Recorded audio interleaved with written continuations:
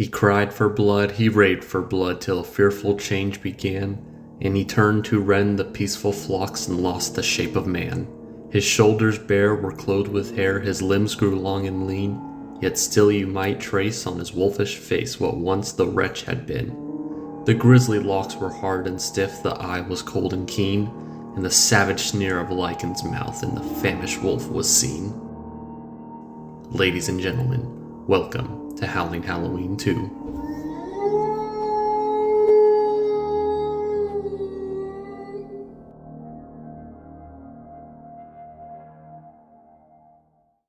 Another embarrassing failure? No, it wasn't an embarrassing failure. Yeah, it was just a regular failure. Exactly. I wasn't embarrassed at all. I'm gonna be honest, people.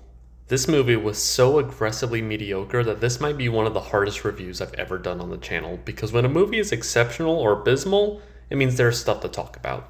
I mean, let's face it. That's why every movie review's essay or analysis is either a masterpiece or disaster. And even I'm guilty of this too, but you gotta do whatever you can to get those sweet YouTube clicks, because everyone wants to see those really extreme views on social media. I mean, this doesn't just extend to movies, but anything in life. Most notably, politics. Campaigning for late-term abortions. You think that shit's real? You think that shit's real? Voted Monday to keep it legal. Who would do that? Who would do that? But back to the movie. Viking wolf, or how it's actually supposed to be pronounced, Viking wolf, is a Netflix original movie that came out in 2022 and was absolutely demolished by critics, and even audiences seem not to care about the film. However, I have seen some people say that it's a pretty fun werewolf film. And while I agree to a certain extent, I feel very comfortable saying that this is the worst of the werewolf films that I've reviewed so far, which I guess isn't saying too much, since this is still not an absolutely terrible movie. It does still have some redeeming qualities of it. For example, the cinematography is actually really stunning. They really wanted to capture the beauty and majesty of Norway, which the film takes place in, and by Joe, they did an amazing job at doing such. I dare say some of these shots are very reminiscent of some higher budget movies, so kudos to the camera crew. Something else that I think does work in the film is the actual werewolf. It's the first movie where the entire werewolf is always CGI, and for the most part it looks fine. Nothing great, but certainly not the worst looking CGI werewolf out there. They decided to take more of a monstrous wolf approach, which very much fits a lot of Norse mythology if you are familiar with the famous wolves that are in it. Think God of War Ragnarok wolf fight. Where is he?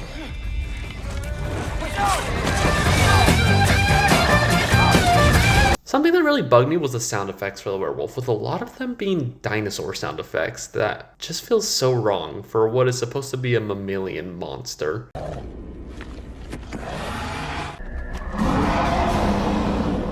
The action with the werewolves is fun, if brief, with the best action scene in my opinion being when the police squad all get killed in the forest, where we see a probably more realistic outcome of a werewolf in a German Shepherd fight instead of bad mood.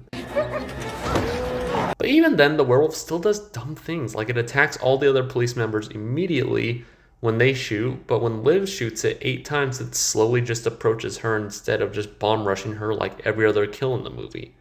But protagonist after protagonist somehow. And that's kind of where the compliments end for the movie. So this movie originally came in Norwegian, so I did initially watch this film in the English dub, and let me tell you, say what you want about dubs in general, but this was truly an awful American dub. It didn't help that the dialogue in this movie is absolutely terrible, but in a so bad it's good kind of way. I mean, we're coming up real close to the Room level of dialogue, and the English dub makes the dialogue so much worse. It's like the cinematic equivalent of nails on a chalkboard. So I actually decided to give the film another shot and to watch it in its original form with the Norwegian language, with English captions. And while the acting seems better, to me at least, that is coming from someone who has no kind of foundation to compare the acting of the pasty white Scandinavians, coming from a guy that looks like he could be in a stock photo contest for white guys. But the dialogue is almost exactly the same. It just doesn't sound as painful because I'm just a stupid American that has no idea what he's listening to. Because I only speak the American, aka God's chosen language. But the acting in the American dub really doesn't help the already clunky and cliche dialogue. Well, how about the characters? Still not really that good either. It all feels like they took a random bunch of cliches and threw them in a blender and said, But this is a werewolf movie. The characters are also so bland in one note, it's extremely difficult to get emotionally invested in anything. Enough time is never spent on fully developing relationships among characters, which is very obvious when the movie has these scenes that it thinks are really emotionally impactful, when frankly they are flatter than a white girl's ass. You have the mother-daughter conflict, the nice stepdad who isn't accepted because the real dad died. He's also a beta cuck bitch. The crazy old man that knows about the existence of the monster and tries to warn everyone else, and the awkward teen moving into a new place that doesn't fit in. Plus, any elements that are done moderately well aren't anything special, or there are other werewolf movies that did that particular element way better. All these other movies that I've reviewed here at least have something to set them apart or justify their existence. The 1941 Wolfman popularized the monster. The remake really amplified the gore and handled the man reaching past the monster aspect. Bad Moon is essentially a dog movie that doesn't make you cry. Howling is a metaphor for sexual assault. Silver Bullet is a fun, cheesy 80s movie. And American Werewolf in London is a perfect blend of comedy and horror and is the best werewolf movie of all time. Viking Wolf doesn't really have anything unique going for it. There's nothing in here that I would say justifies its existence. So you get nothing. You lose. Good day, sir. I mean, I feel the Norse part of this movie could have really been more upfront instead of just a quick opening scene, which has a lot of unnecessary exposition, as well as I just feel like a quick thing thrown in because we named our movie Viking Wolf. They could have told the same story to the audience without all the words and just showing those clips. So there was no reason for all that dialogue on screen during the opening. It's not like it's the worst movie ever by any means, but I'd recommend literally every other werewolf movie that I've reviewed and plenty of others before recommending this one to someone. Heck, this movie reminds me of a different monster movie that I watched not too long ago. But Antlers is another monster movie that I feel is very similar to this one and has a similar tone, but does everything a lot better.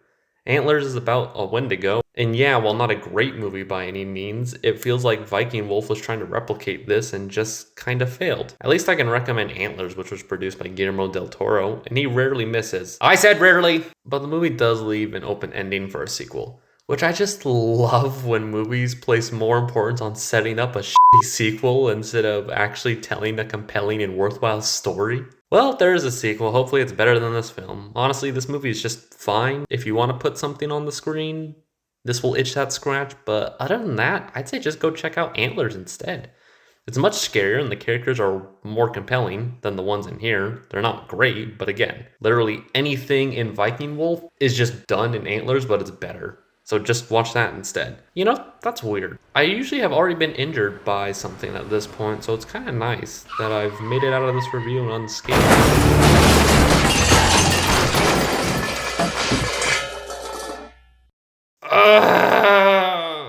My body is broken badly. I'm Cameron Facer. Spank all those buttons. Stay safe out there, and I'll see you all later. Bye-bye.